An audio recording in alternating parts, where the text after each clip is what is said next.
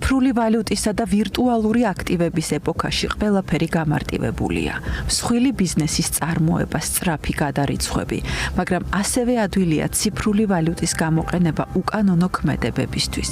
ეს გაფრთხილება დიდი შვიდეულის ფინანსური ოპერაციების სადამკვირვებლო ჯგუფის ქსელს ეკუთვნის, რომელიც კრიპტოინდუსტრიის დადებით და უარყოფით მხარეებს ასახავს. და ჩვენ მოხარული ვართ, რომ ახლა უკვე კომპანია ტეზერი ხდება ჩვენი ეკონომიკური ეკოსისტემის შემადგენელი ნაწილიც. ჩვენ მიზანია საქართველოში სტაბილური ვირტუალური აქტივების უსაფრთხო, გამჭვირვალე და სანდო გარემოში გამოშვების ხელშეწყობა. მნიშვნელოვანია ისიც, რომ სახელმწიფომ შექმნა ინოვაციებისთვის კონკურენტული გარემო, მოქნილი საგადასახადო პოლიტიკა, IT სექტორის მხარდაჭერა და მთლიანი ბიზნეს გარემო, რომელიც საქართველოს მნიშვნელოვან უპირატესობად იქცა. ქართულმა ოცნებამ საქართველოს კრიპტოინდუსტრიაში ლარის ციფრული ანალოგის ჯელტის შექმნა დაანონსა. ამ ეგრეთ წოდებული კერძო სტაბილური კოინის შემქმნელი სალვადორში რეგისტრირებული კომპანია ტექნოლოგიური გიგანტი ტეზერი იქნება. ტეზერი საქართველოში 2023 წელს გამოჩნდა. მაგრამ არსებობს კითხვები მის საქმიანობასთან დაკავშირებით.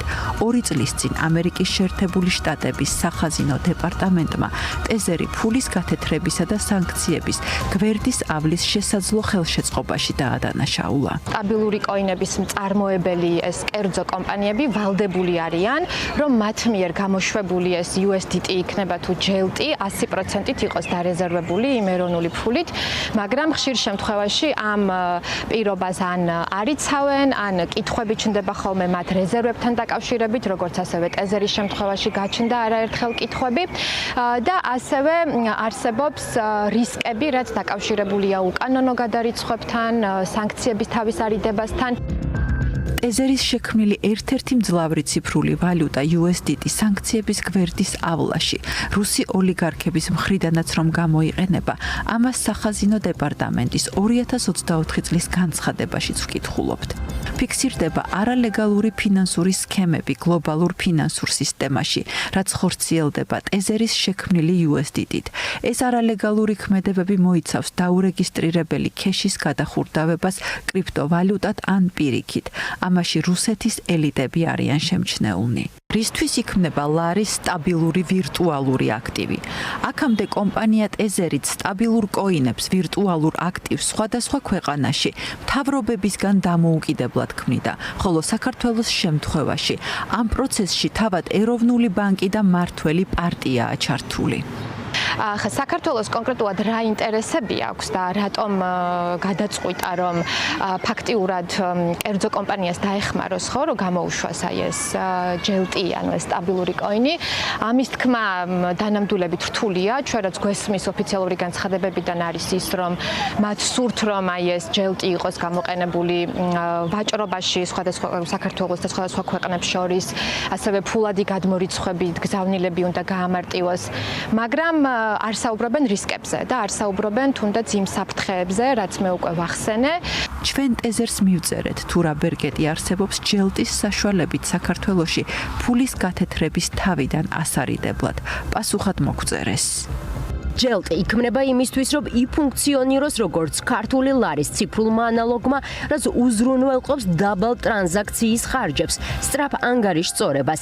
ეს ინიციატივა ხელს შეუწყობს ტრანსსასაზღვრო ვაჭრობას, ციფრულ გადახდებსა და პროგრამირებად ფინანსურ ინფრასტრუქტურაზე ფართო ხელმისაწვდომობას, როგორც საქართველოში, ისე ფარგლებს გარეთ.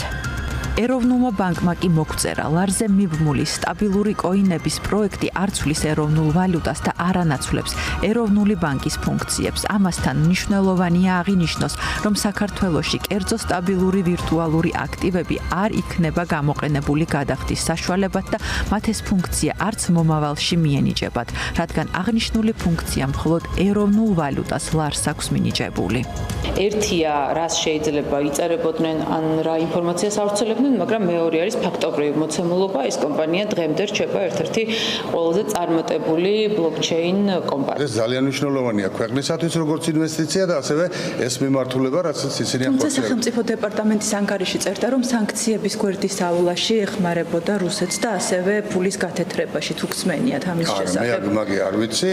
ბატონო ირაკლი, მე მაინტერესებს ეზერის ინვესტიციასთან დაკავშირებით. წესი არ გახსოვთ ან არის? არა, წესი კარგად ვიცი. ასე დევნა არ შეიძლება. ეზერის ინვესტიციასთან დაკავშირებით მაინტერესებს.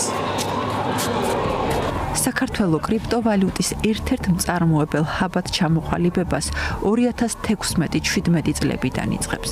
კრიპტოვალუტისადმი ივანიშვილის ინტერესზე ოპოზიციაც დიდი ხანია ლაპარაკობს. თავდაპირველად ბიტკოინის მაინინგის ფინანსური ხელშეწყობაც სწორედ ბიძინა ივანიშვილის შექმნილის ფონდიდან განხორციელდა. საუბარია საერთაშორისო კომპანია ბიტფურზე, რომელმაც 10 მილიონი დოლარის სესხად მიიღო.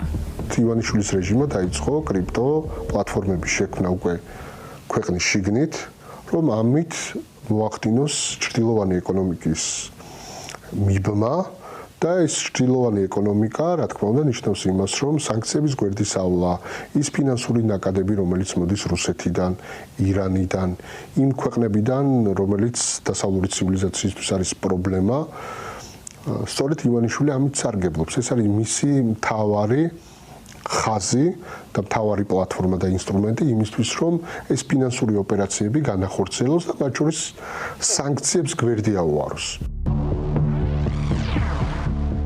ბიტკოინების მწარმოებელი რამდენიმე კომპანია თავისუფალ ინდუსტრიულ ზონაშია რეგისტრირებული. არსებული რეგულაციების თანახმად ეს კომპანიები გადასახადებისგან გათავისუფლებულები არიან, რაც იმას ნიშნავს, რომ საქართველოს ბიუჯეტში მათი საქმიანობიდან ერთი თეთრიც არ შედის. ისინი გათავისუფლებული არიან გადასახადებისგან, მით უმეტეს ის კომპანიები, რომლებიც თავისუფალი ინდუსტრიულ ზონებში არიან, 0% სიხდიან იმპორტზე, ექსპორტზე, მოგებაზე, საქონებაზე, ხო? ამიტომ გადასახადები არ შეაქვთ, ესე იგი ეს წვლილი არ შეაქვთ ბიუჯეტში და ელექტროენერგიასაც დღგ-სგან გათავისუფლებულს, ანუ 18% რაც არის დღგ, ამას არ იხდიან ელექტროენერგიაზე, დასაქმების ადგილებსაც არ ქმნიან.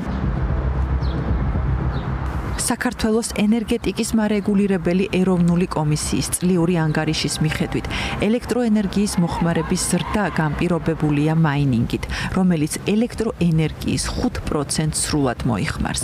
აღსანიშნავია, რომ ელექტროენერგიის გადასახადი წელს 5 თეთრით ზვირდება, რაც საერთო ჯამში 30%-ს აჭარბებს. და ივანიშვილი პირდებოდა ჩვენს თანამოქალაქეებს, რომ გადასახადები დაიწევდა, ღირსეული ცხოვრების პირობები იქნებოდა, კი ეს ღირსეული ცხოვრების პირობები და შემცირებული გადასახადები მხოლოდ მას შეეხო, მხოლოდ მან გაინახევრა გადასახადები.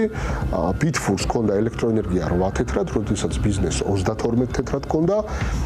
შესაბამისად, დენის მოხმარება გაიზარდა და ეს გაზრდილი დენის მოხმარების ფასს, ანუ ივანიშვილის ბიტკოინების ფასს, ახლა ჩვენი თანამოქალაქეები იხდიან გაძვირებული დენის ტარიფით. მიმდინარე წლის 9 ივნისს ევროკომისიამ რუსეთის წინააღმდეგ სანქციების 21 პაკეტი წარადგინა. სანქციები შეეხება 11 კრიპტო პლატფორმას რამდენიმე სახელმწიფოში, მათ შორისაა საქართველოც. და როდესაც აქტუალური გახდა სანქციების საკითხი, რუსულმა გავლენიანმა ჯგუფებმა, ოლიგარქებმა დაიწყეს ისეთი ქვეყნების მოძებნა, რომელიც იქნებოდა ერთგვარი შავი ხვრელი ამ ფინანსური ნაკადებისთვის. და სწორედ მაშინ იწყება საქართველოში კრიპტო პლატფორმების შექმნა. კრიპტოვალუტა მიმზიდველია სანქცირებული რეჟიმებისთვის, რადგან ზოგიერთი პლატფორმა შუამავალი ბანკებისა და იდენტიფიკაციის გარეშე მუშაობს. წერია დიდი შვიდეულის ფინანსური ოპერაციების სადამკვირვებლო ქსელის ანგარიში. ეს ანგარიში 2026 წლის 10 ივნისს გამოქვეყნდა.